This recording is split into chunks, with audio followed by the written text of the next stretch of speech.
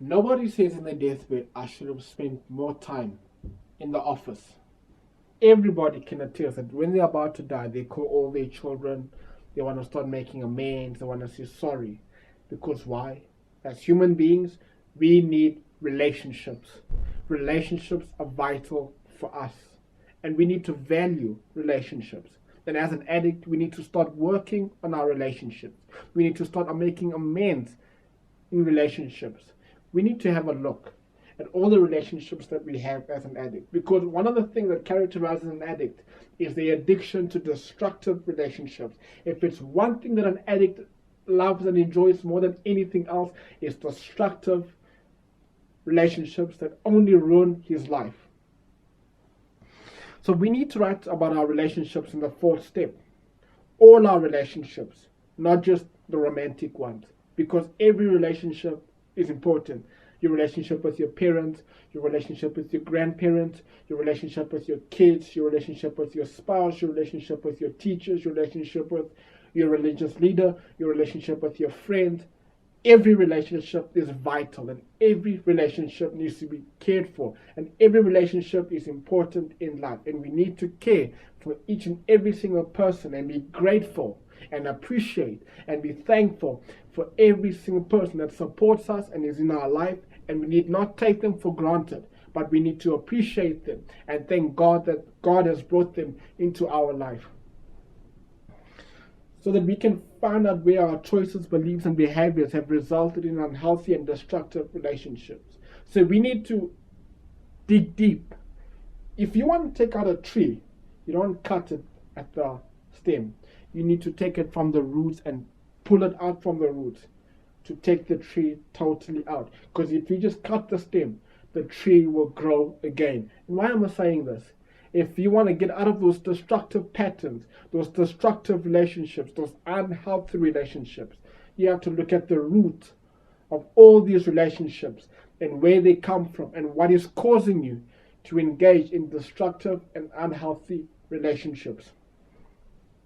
We need to look at our relationships with our relatives, spouses, partners, friends and former friends, former co-workers, neighbors, people from school, people from clubs, civic organizations and organizations themselves, authority figures such as police, institutions, and anyone and anything else we can possibly think of.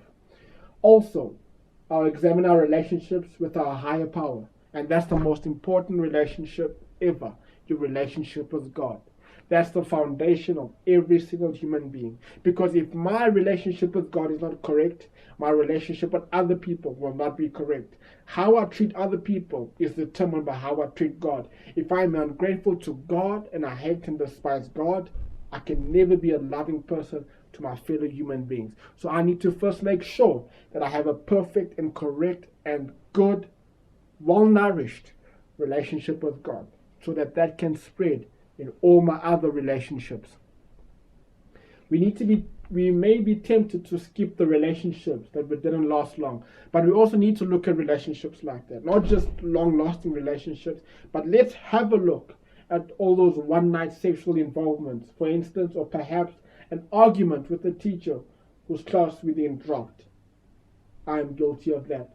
But these relationships are important too. If we think of feelings about it, it's inventory material. So, every single human being, every single person, everything that's happened to us, every single thing that we've been through, all the choices we made, and our belief system needs to be in check. It needs to be questioned. It needs to be examined. It needs to be looked at for our relationships to be better. And we need to get out of destructive patterns, destructive relationships. And let me give you a tip. If you're in recovery and you're dating someone that's still in active addiction, I suggest you get out of that relationship yesterday. Because you cannot be in recovery and still in a relationship with someone that's using drugs. One, your value systems are not the same. And two, they are a potential threat to your recovery and they could cause you to relapse. It is not worth it. No matter how pleasurable the sexual intimacy it is just not worth your life. It is not worth your relapse. It is not worth it. Stay in recovery and pray to God that God brings and sends somebody that is correct for you. Somebody that will adhere and someone that will enlarge your spirituality and enlarge and be with you in your journey of recovery. And if you have any relationship with friends that are still drinking, still drugging, still going to nightclubs, I suggest you cut those friendships. You cut all those relationships, no matter how far back you go. Even if you are nursery school friends, even if you are primary school friends, I don't care if they were your homeboys or your girlfriends or whatever. You need to cut all relationships and cut all ties with people that are still in active addiction, because you cannot have one foot in recovery and another foot in the club.